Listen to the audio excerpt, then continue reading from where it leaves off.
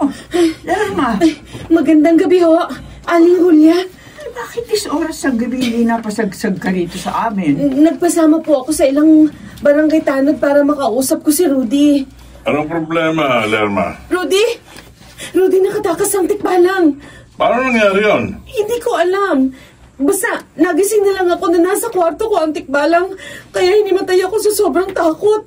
Tapos, nung magkamalay ako, nakita kong papunta ang tikbalang sa gubat, kasama ang lolo ko. Bakit sila pupunta sa gubat? Ewan ko, hindi ko alam. Rudy, baka patayin ng lolo ko ng tikbalang. Magnato, dito na lamang tayo. Nasaan ang mga bara ng ginto na sinasabi mo? Tikbalang. Nasa mundo ng kapabalaghan. Saan nga yun?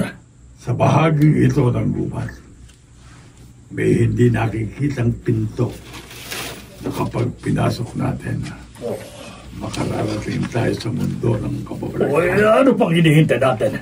Pumasok na tayo sa sinasabi mong hindi nakikitang pintuan. Sumunod kayo sa akin. Sige, kahit saan. Susunod ako. Bakit ka huminto? At bakit kulay pula ang liwanag ng buwan sa lugar na ito? Nakapasok na tayo ay hindi nakikitang pintuan. Nandito na tayo sa daigdig ng kapabalaghan. Ang kakaibang lugar sa gubat kung saan ako naligaw noong isa pa akong ordinaryong tao. Anong sinabi mo? Dati kang ordinaryong tao? Oo, Magnato. Ipagtatapat ko sa iyo. Hindi na importante sa akin. Anong man ang gusto mo ipagtapat sa akin. Sa ginto, doon ako interesado. Sa malaking tipak na ginto na yon na kumikinang sa dikalayuan. Yun, nakikita ko. Nakita niyo na pala ang kayamanan ng sinasabi. Ang daming bara ng ginto. Sa akin ang lahat na yan. Akin na. Huwag mo kong aagawan, Tikbalang. Papatayin ko ang sino mga agaw sa akin ng kayamanan. Papatayin ko. Balikan natin ang kasaysayan. Nakaidlip kayo, sir? Sa isa na naman.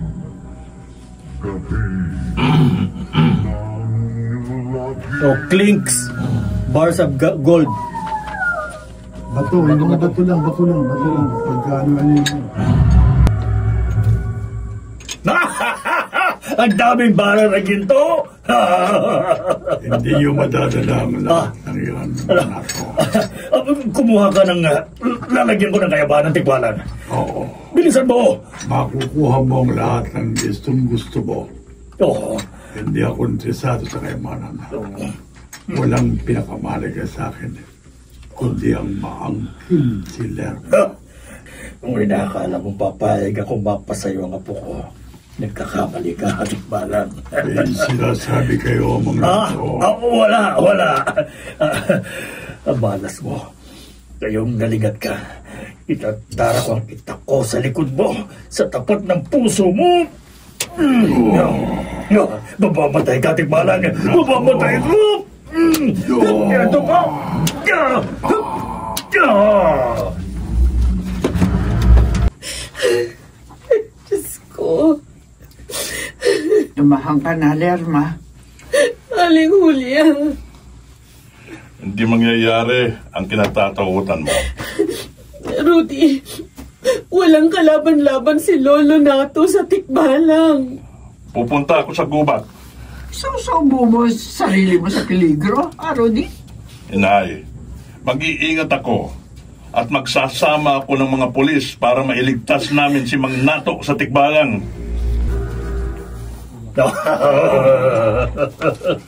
Traitor ka, Magnato. Malas mo lang, Tikbalang. Sa dami ng saksak at taga ko sa katawan mo, hindi ka na makakaligtas.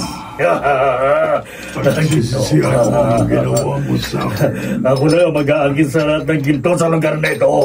Ako lang. Napagod ako.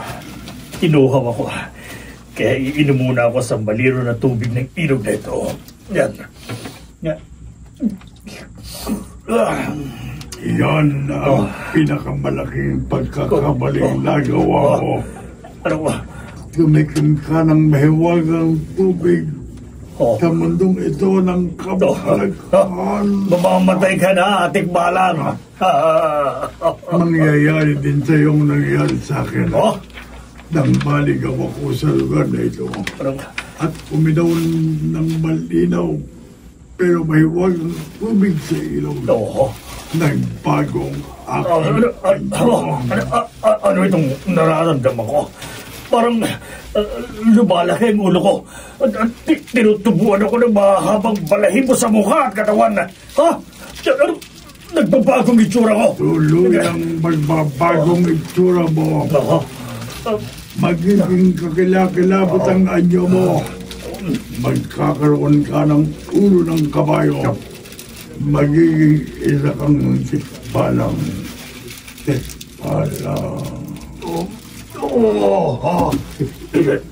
Hindi totoo. Nagkaroon ako ng ulo ng kabayo. Naging isa akong tikbalang.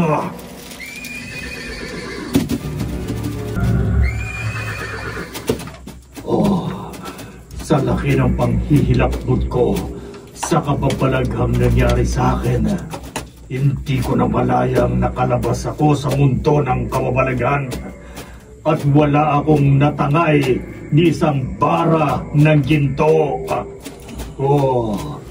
Babalik ako sa daigdig ng kababalaghan. Tutuklasin ko kung paano ako magbabalik sa dati kong anyong tao. Hindi ako papayag na manatili sa kakilakilabot na anyo ng isang tikbalang.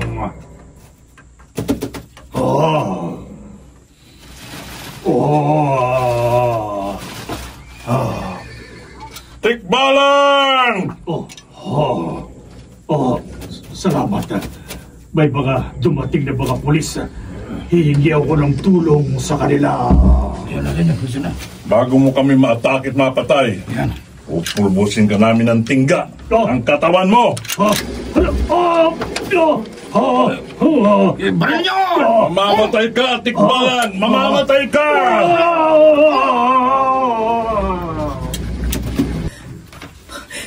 Patay na si Lolo Nato? Rudy?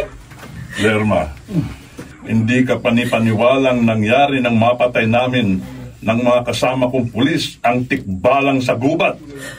Unti-unting nagbago ang kanyang anyo at naging si Lolo Nato mo. Hindi.